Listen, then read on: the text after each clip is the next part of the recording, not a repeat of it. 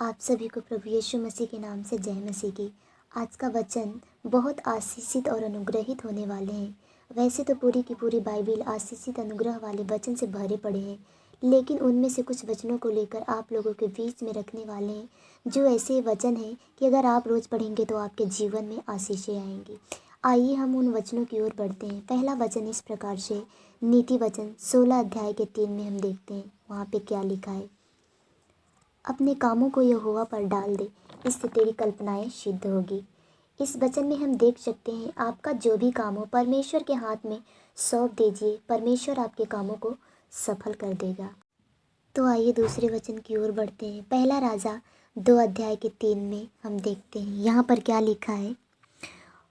और जो कुछ तेरे परमेश्वर यहोवा ने तुझे सौंपा है उसकी रक्षा करके उसके मार्गों पर चला करना, और जैसा मूसा की व्यवस्था में लिखा है वैसा ही उसकी विधियों तथा आज्ञाओं और नियमों और चितौनियों का पालन करते रहना, जिससे जो कुछ तू करे और जहाँ कहीं तू जाए उसमें तू सफल होए।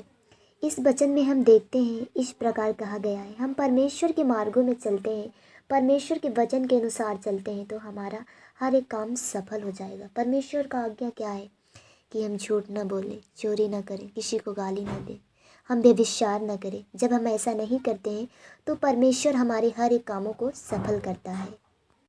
तो आइए हम तीसरे वचन की ओर बढ़ते हैं। लूका 16 अध्याय 10 से लेकर 11 तक पढ़ सकते हैं। जो थोड़े से थोड़े में सच्चा है वह बहुत में भी सच्चा है, और जो थोड़े से थोड़े में अधर्मी है वह बहुत में भी अधर्मी है। इसलिए जब तुम अधर्म के धन में सच्चे न ठहरे तो सच्चा धन तुम्हें कौन सौंपेगा? हम इस वचन के आधार पर देख सकते हैं कि आपका काम चाहे छोटा हो या बड़ा हो, ये मायने नहीं रखता है, पर आपका काम सच्चा हो। परमेश्वर यही चाहता है जिससे कि आपका काम सफल हो जाएगा।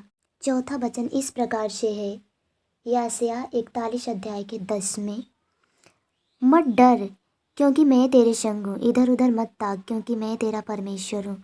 मैं तुझे दृढ़ करूँगा और तेरी सहायता करूँगा, अपने धर्म में दाहिने हाथ से मैं तुझे संभाले रहूँगा। इस वचन के आधार पर हम देख सकते हैं हमारा जो विश्वास होना चाहिए और किसी पे नहीं, सिर्फ और सिर्फ परमेश्वर पर होना चाहिए। अपने विश्वास में हमको कभी डगमगाना नहीं चाहिए जिससे कि हमारे काम रुक जाए। अगर हमारा विश्वास प्रभु पर रहता है तो परमेश्वर हमारे हर एक कामों को सफल करता है। हम जो भी कुछ विश्वास से मांगते हैं वो हमारे लिए हो जाता है। हमारा विश्वास अगर सच्चा है, हम अपने विश्वास में कभी संदेह नहीं करते हैं, अपनी प्रार्थनाओं पर कभी शक नहीं करते हैं। जो भी कुछ हम सच्चे मन से मांगते हैं और मांगते वक्त हमें ये प्रतीति कर लेना चाहिए कि जो भी कुछ हम प्रार्थना में मांगे हैं वो हमें मिल चुका है, तो सचमुच में हमारे लिए हो जाएगा।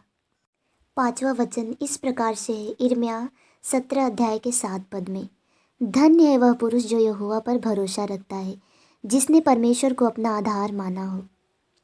इस वचन के अनुसार हम देख सकते हैं हमारे जीवन का जो आधार होना चाहिए सिर्फ और सिर्फ परमेश्वर होना चाहिए, जिससे कि हमारा हर एक काम सफल हो जाए। वो हमारे हर एक कामों में आशीष देगा।